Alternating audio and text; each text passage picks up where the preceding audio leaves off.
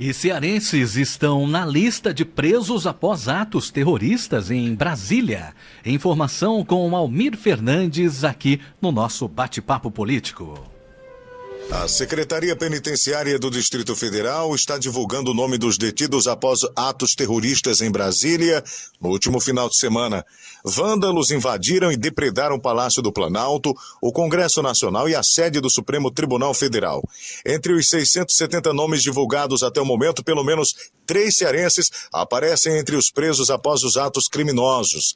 A Secretaria tem atualizado a lista com os detidos que estão sendo transferidos para o sistema prisional. Novos nomes foram inclusive acrescentados e, no total, mais de 1.200 pessoas foram presas. Os homens detidos em Brasília estão sendo levados para o Centro de Detenção Provisória 2, na Papuda, enquanto as mulheres estão na Penitenciária Feminina do Distrito Federal. Após a invasão de bolsonaristas golpistas aos prédios oficiais dos 3 poderes da República, o prejuízo no Palácio do Planalto é estimado em R$8 milhões em apenas obras de arte. Segundo o levantamento do governo sobre os estragos causados pelos atos, pelo menos 4 obras de arte de alto valor estavam entre os itens danificados pelos apoiadores do ex-presidente Jair Bolsonaro. No entanto, esse número deve ser atualizado nos próximos dias com o avanço dos trabalhos da perícia. A obra As Mulatas, do artista plástico Di Cavalcante, é uma das peças mais valiosas que foram alvos dos golpistas. De acordo com o governo, a principal obra do Salão Nobre do Palácio do Planalto foi encontrada com 7 rasgos de diferentes tamanhos. O item é avaliado em R$8 milhões, mas pode alcançar valores de até R$40 milhões em leilões. Do Ceará agora para o Jornal Alerta Geral, Almir Fernandes.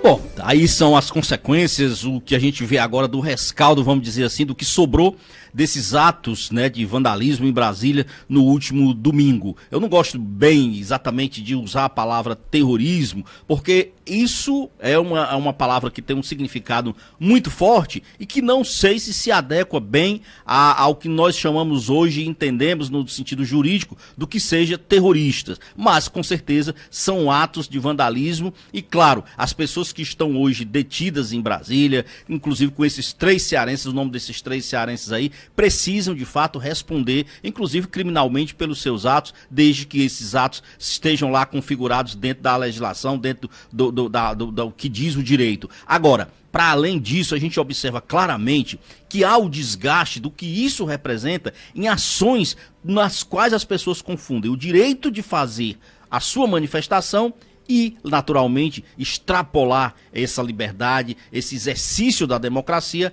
para aquela quebradeira que nós verificamos no domingo. O exemplo disso é o que já foi colocado aqui no programa, colocando exatamente o resultado dessa pesquisa, mais uma, né? A pesquisa da Datafolha mostrando o quanto que os brasileiros rejeitaram essas pesquisas, aliás, esses atos. E um detalhe que também me chama a atenção nos números da pesquisa Datafolha é que 64% dos entrevistados, eles acreditam que o governo Lula vai sim conseguir controlar os próximos atos, né, de golpistas ou de gente querendo ainda questionar o resultado das urnas. Que bom que haja esse entendimento, porque é isso que todo mundo quer. É óbvio que o governo precisa ter, sim, essa capacidade de controlar esses possíveis novos atos de rebeldia, né, dos invasores aí de Brasília. Primeiro, porque a gente não pode esquecer um detalhe que é essencial, gente. Esse governo precisa trabalhar. Ele precisa começar a dar resultados. E nós, brasileiros, estamos dependendo dessas ações de governo. É óbvio que o governo não está de todo paralisado, mas isso, por exemplo, já prejudicou e muito o que nós esperávamos para esse início de mandato. Você quer um exemplo, por exemplo? Vamos lá. Essa questão mesmo, que depois a gente vai ver, do salário mínimo. Olha, salário mínimo, o ministro do Trabalho ia dar uma coletiva na segunda-feira, por conta desses atos, acabou não falando absolutamente nada. E o que isso tem a ver com a paralisação do governo? Olha, um dos efeitos disso, por exemplo, o salário mínimo muito provavelmente não está em discussão por conta do que está no noticiário, do que está em atividade hoje, no holofote principal, é exatamente ainda as consequências, os resquícios dessa invasão, mas provavelmente o governo não vai colocar esse salário em vigor agora, como era para ser desde o dia 1º de janeiro, novo, de R$ 1.320. Provavelmente isso só vai começar a prevalecer a partir de 1º de maio, que é o Dia do Trabalhador. Ou seja, maio, praticamente no meio do ano, é que nós vamos ter aquele salário de R$ 1.320 acima da inflação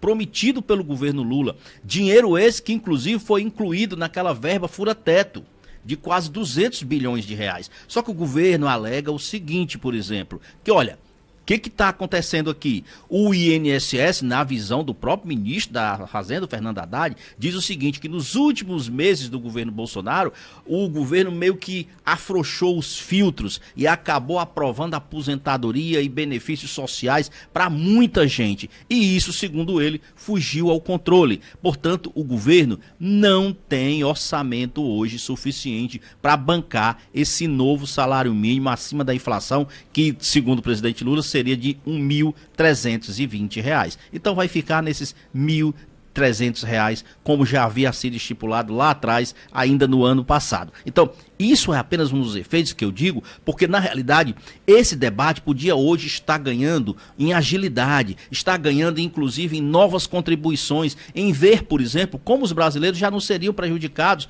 nesses primeiros meses com um salário que na realidade já vem defasado. Ele está defasado, mas o presidente Lula tem uma promessa de campanha que é exatamente manter o salário, o pagamento do salário mínimo acima da inflação. E isso, pelo que eu já percebi, aí pelo noticiário, isso não vai acontecer, pelo menos até o dia 1º de maio. E claro, isso daí é impactado exatamente porque houve uma certa paralisia nas discussões do governo em relação ao que poderia já estar sendo adotado diante desses atos de vandalismo ocorridos em Brasília. Uma outra coisa, Marcos, que eu queria também falar aqui, sim, é que hoje inicia na Câmara Municipal de Fortaleza, finalmente, aquela proposta lá do prefeito Sarto de votar as isenções para a taxa do lixo. É hoje, a Câmara Municipal de Fortaleza, os vereadores foram convocados para a sessão extraordinária. Essas sessões elas iniciam hoje, só vai votar esse tema, esta matéria, que é exatamente as taxas de isenções para as famílias que não precisarão pagar o novo valor dessa taxa do lixo aqui na capital. Só que isso, naturalmente, começa a tramitar pelas comissões técnicas e vamos ver, porque tem uma certa resistência por parte de bancadas de oposição na Câmara Municipal em relação à matéria. Já também em relação à reunião, mudando agora um pouco o tom, mas falando agora do governo do estado, o governador Eumano Freitas reuniu ontem, como a gente já falou aqui anteriormente, a sua equipe de secretários, a primeira reunião. E aí lá a gente já falou que tem também uma reforma administrativa, porque o Eumano criou cargos novos, criou inclusive secretarias que não existiam. Então o que acontece? Também, em tese, a Assembleia teria que ser convocada extraordinariamente antes do início dos seus trabalhos em fevereiro para votar essa reforma administrativa. O que ficou acertado é o seguinte: não terá convocação extra mesmo da Assembleia. Tudo vai ser votado quando a Assembleia retomar suas atividades em 1º de fevereiro, Marcos. É isso, a gente dá um bom dia a todos, estaremos de volta aqui amanhã, se Deus quiser.